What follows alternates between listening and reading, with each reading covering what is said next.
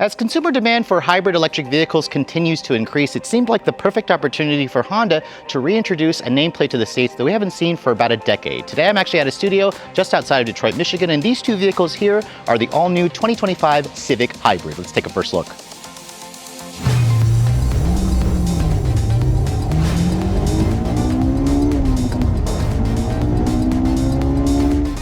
So it's crazy to think that it's been about 3 years since Honda first introduced the all-new 11th generation Civic here in North America, and this vehicle has continued to be a very strong seller for Honda, despite America's and every other market's insatiable appetite for SUVs. So for 2025, the Civic, in addition to offering a hybrid powertrain, is also getting a styling refresh. But before we start talking about the changes, I want to talk about what's going on underneath the hood. Now, sadly, I can't pop the hood for you today, but both of these vehicles here have their new hybrid powertrain. It's kind of similar to the one that we've seen Honda introduced in other markets for the Civic Hybrid. They call it the EHEV in other markets, but basically the company was a little light on details, but I'm going to assume this vehicle is going to have a 2-liter naturally aspirated 4-cylinder with their 2-motor hybrid system. That's kind of similar to what we see in the new Accord and the new CR-V, of course. The Civic should only be available with front-wheel drive. You guys remember the CR-V offers all-wheel drive, but in the Accord, they only offer front-wheel drive. And Honda basically said the output numbers should be around 200 horsepower for the combined output and 232 pound-feet of torque. That makes it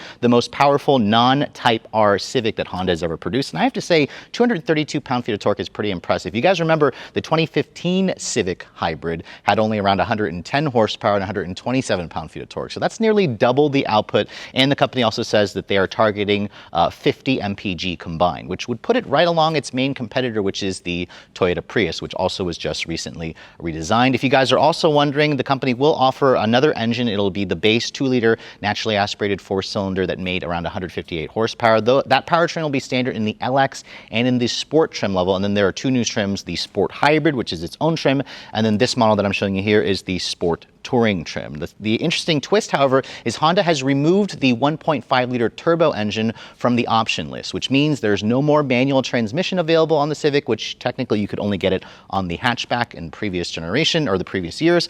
No word right now as of this filming for the 2025 Civic Si and the Civic Type R, which I'm sure Honda will be talking about as we get closer to the on-sale date of these vehicles. But let's go ahead and talk about the exterior styling tweaks, because if you guys remember when this 11th generation Civic came out, I really applauded Honda for its more conservative, more mature design language, and I think the styling has aged extremely well. You can see for 2025 they made some very light tweaks. You can see the Sport Touring has their standard full LED headlights with a reflector style LED for the low and high beams. You have the LED daytime running light, LED turn signal. You can see the grille has been slightly tweaked. You really have to squint at the car or have the old ones side by side to really tell. You can see the front fascia, some of the openings have been enlarged. You have a slightly more aggressive front splitter with some functional and non-functional openings. There's also this new painted area here in between the headlight and the front bumper. And I really appreciate the gloss black look with the honeycomb style, along with the integrated parking sensors, along with the nicely placed Honda logo. Overall, I think this design is still very mature, but again, very conservatively changed, which isn't a bad thing. I think this car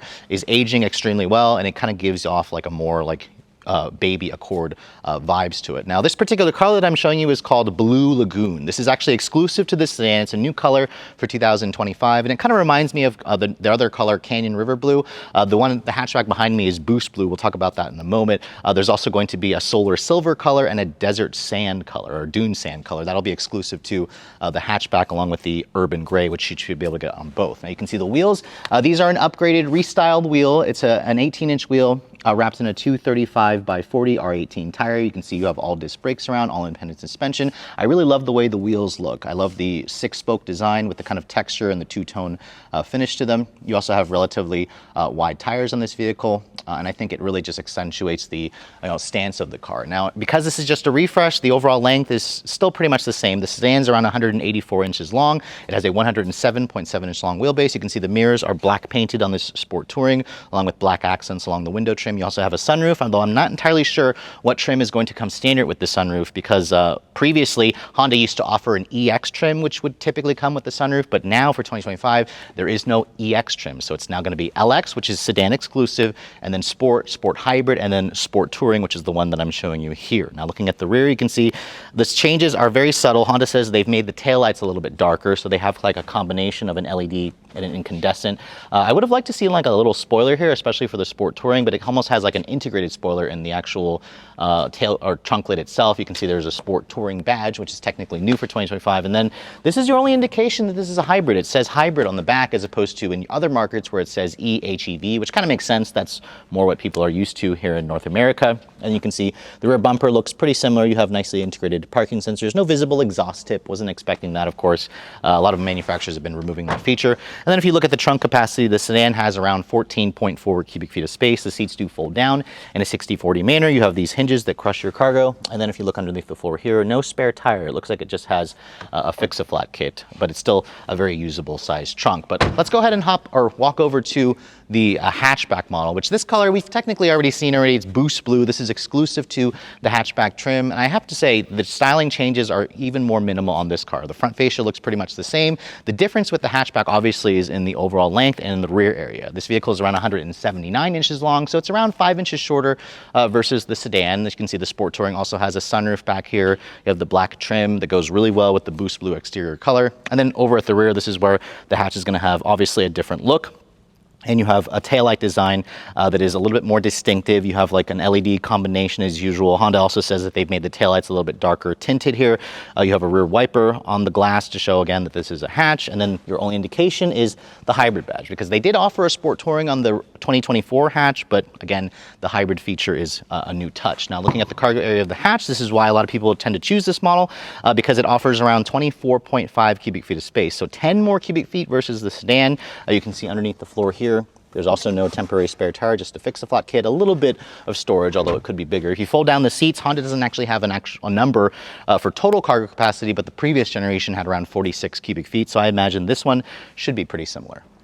Moving to the interior of the 2025 Honda Civic Hybrid. First of all, we're sitting inside the sedan because I wanted to show you the lighter color interior. The hatch over there has a black interior, which just doesn't show up as well on camera. But as I get in and shut the door, you can see the door still has that wonderful solid sounding thunk. And the Civic already had one of the best interiors in the segment, especially when it came to the design, to the interior quality. In terms of technology, that's where Honda was lacking a little, and they did make some updates this year. However, before we start talking about that, let's go ahead and talk about the materials. So the door panel of this Sport Touring has a nice soft touch injection molded plastic. There's some piano black plastic here. You have that gray leather and actual stitching here where you'd rest your elbows. The window controls, they are one touch for the front windows, which is also a really nice touch. The rear, however, is not one touch, but again, it is all power windows, no power folding mirrors, no memory seats, and you do have an 8-way power adjustable driver's seat here, although it still is lacking a lumbar support. Now, in terms of the seats, I want to also briefly talk about this. I actually like the way the seats look. They look pretty much the same as the pre-refresh model. You can see they're perforated,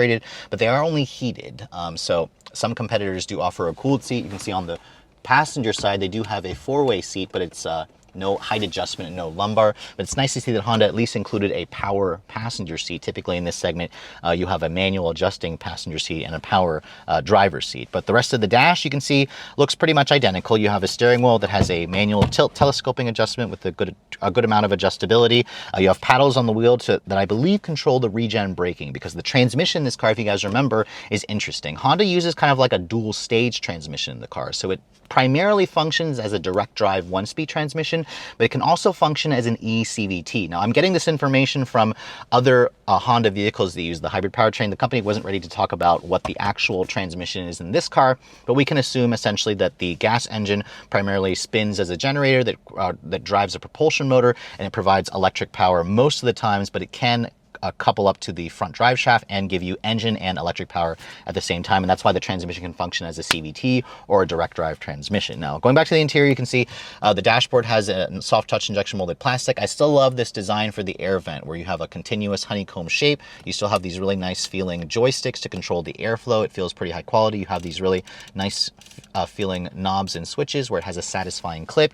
You can see there's 3-level heated seats. You have dual zone automatic climate control. And then you can see with this Sport Touring trim, you have a 10.2-inch fully digital cluster. Now that cluster is slightly customizable. You can see the tach has been replaced with like a power meter. You still have a traditional dial for the battery charge and the fuel indicator. And then over here on the center stack, you can see this Sport Touring has the company's signature 9-inch display that includes a volume knob and some actual shortcut buttons. The difference is the software. So this is the first Civic ever to include Google built in. Now, I'm not entirely sure if the Google built-in feature is only included on this Sport Touring trim. The company wasn't ready to divulge those kind of details with the packaging, but you can see the layout is a little bit different. You can see there's the Google Maps that's kind of built in. It's pretty similar to what we see in the new Accord. You also are going to have wireless Apple CarPlay and Android Auto. You can see there's a new screen here to show how much charges in the battery, the fuel efficiency, and the range, obviously. And then also, because it has Google built in, you can also use voice commands. And it's, you know, a really nice system. I've enjoyed using it in the new Accord, but I kind of wish that Honda had made the screen a little bit larger, because as you guys know, some competitors are going to a 12-inch display, even in the compact sedan segment. Now, down here in the center console, you can see things are pretty similar. You have a wireless phone charging pad here, 2 USB-C charging ports, an actual power outlet. You have this shifter here that's very traditional that controls the dual mode transmission. Then you have your drive mode selector here, which right now the car is in its, like, I guess, transport mode. I can't actually adjust the drive mode. Electronic parking brake. And I also applaud Honda for not using a piano black plastic here. Instead, this won't attract scratches or fingerprint marks, and it has an interesting textured aluminum feel to it. Nice padded center console here. If I open this up, you can see there's a pretty decent amount of storage underneath here. No additional charging ports. Honda decided to put it up in the center area here. And then above me, you can see there's a standard size sunroof, which also opens up to vent air. It has a traditional manual shade. There's some LED map lighting in here, but I'm not entirely sure if there's some ambient lighting in this car. I think the Sport Tourings will have slight ambient lighting. And then if you look at the glove compartment here, you can see it's damped but not lined with felt. It's a bin style. It offers a decent amount of storage. So overall, the interior of the Civic Hybrid hasn't really changed too much aside from the new infotainment system. The seats feel comfortable and supportive, but it still is definitely one of the more higher quality interiors. And this top trim also comes with a 12-speaker Bose stereo system, which is not new, but it's nice that Honda at least offers a higher quality audio as opposed to previous generations. But let's go ahead and hop into the backseat area of the Civic, because when they stretched the wheelbase by about 1.5 inches compared to the prior generation, you did get slightly more rear seat legroom. Now, this model here, the sedan, has around 37.4 inches. Now, 37.4 inches is a good amount. This is among the best in the segment for a compact sedan. So you can see at 5'7", this is pretty much where I'd have the seat to drive. My feet goes underneath the floor. There's a good amount of space. There's a hump here, which I don't know why. This is a front-wheel drive vehicle. There's no need for the hump.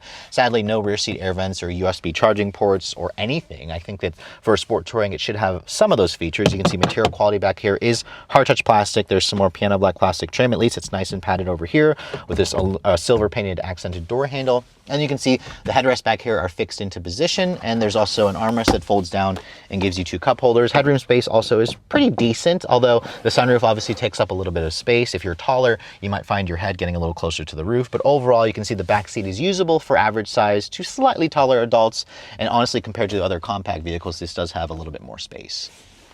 So before we wrap this video up, I thought I'd show you guys really quickly the front fascia of this Boost Blue Civic Hybrid hatchback. You can see compared to the sedan, it practically looks the same right down to all the little details with the new honeycomb style grille, the full LED headlights, this new painted portion here in between the bumper and the actual grille assembly. And then down here you can see same lower front splitter with this non-painted area over here, although it's definitely more noticeable on this color because in the Blue Lagoon, it's a little bit more dark. So overall, I think it's kind of a missed opportunity. I wanted Honda to give the hatch a slightly more unique front fascia, but again, this is a very good looking vehicle, so it doesn't surprise me that they share the same front end. But this vehicle being 5 inches shorter in the overall length actually doesn't affect the rear seat legroom. So if you look at the back seat area of the hatch, you still have the same 37.4 inches of legroom, which again is among the best in the segment. This Sport Touring here still lacks a rear seat air vent or any kind of power outlets back there, but again, it is a Civic, so you kind of have to remember the class of vehicle that it does play in. And then looking at the rear of the vehicle, as you guys saw before, it has the same kind of similar look with the darkened taillights. But if you guys are looking to get your hands on the 2025 Civic Hybrid in both the hatch and the sedan body style, Honda says that they're basically heading to dealerships next month, so in June, and the company wasn't ready to talk about final pricing just yet. The current Civic starts at around $23,950 for the base LX sedan. The hatch starts about $1,000 higher. I'm talking about 2024 pricing. So Honda did say that the pricing for the 2025 model for the base engine should hold pretty close to the 2024 models, and then they also basically said that if you're looking at for the hybrid model, it should come in at under $30,000 as that starting price. So So again, the hybrid should account for about 40% of sales for the Civic family. Honda basically said that they're expecting a lot of consumers to choose this because if you want the hybrid powertrain, it's going to come on the two top trims. So the Sport and the Sport Hybrid, and of course the Sport Touring over here. But with all that said, hope you guys have enjoyed my very detailed overview on both the Civic hybrid and the sedan and the hatchback configuration. If you're also looking to see the latest cars I'm testing, be sure to follow me on Instagram at redline_reviews, like us on Facebook, and as always guys, please keep subscribing to the Redline Reviews YouTube channel for all the latest reviews. Thank you so much for watching. I'll catch you all in the next video.